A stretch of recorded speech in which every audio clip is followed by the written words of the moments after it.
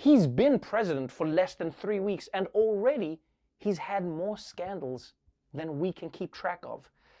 Although, my friends, we are going to try, in our brand new segment, Joe Biden, the worst president in history that we can remember.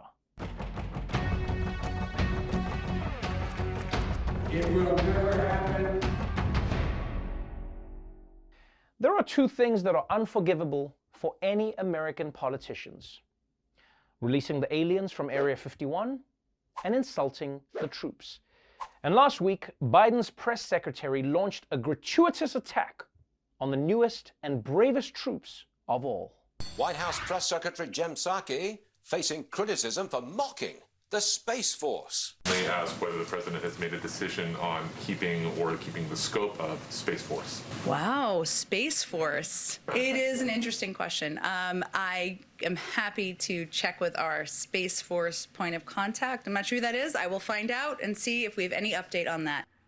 Well, the top Republican on the House Armed Services Committee is now calling that comment disgraceful, and he's asking the White House Press Secretary Jen Psaki to apologize. She's literally openly mocking the branch of military that was actually enacted by Congress with Democratic support. There's some arrogance there. There's a little condescension as well. 100 years from now, the Space Force will be one of the important parts of our military. This is no joke.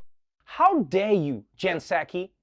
Space Force is an illustrious branch of the military that was formed an entire year ago because Donald Trump had a weird sex dream about Elf. If you're going to mock Space Force, maybe you should mock all the people who were cut in half when Neptune stole Saturn's rings and threw them at Earth. Oh wait, that never happened because Space Force saved us. Space Force is no joke, okay? This isn't funny. America's sending troops to space where they have to poop in a little bag. You think that's funny? And if the bag gets too full, the poop escapes, and they have to chase the floating poop around the spaceship. Does that sound funny to you guys? A bunch of guys in fancy uniforms floating around a room trying to grab a poop, and then their boss opens the door and he says, "What's going on?" And then the poop goes in his mouth. Is that a joke to you? You think any of this shit is funny? Huh? Now, insulting the military is bad enough.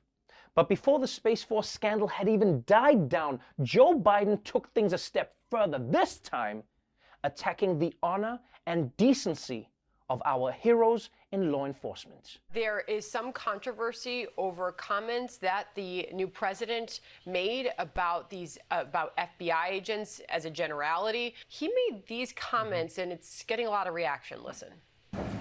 By and large, the vast majority of these men and women are decent, honorable people.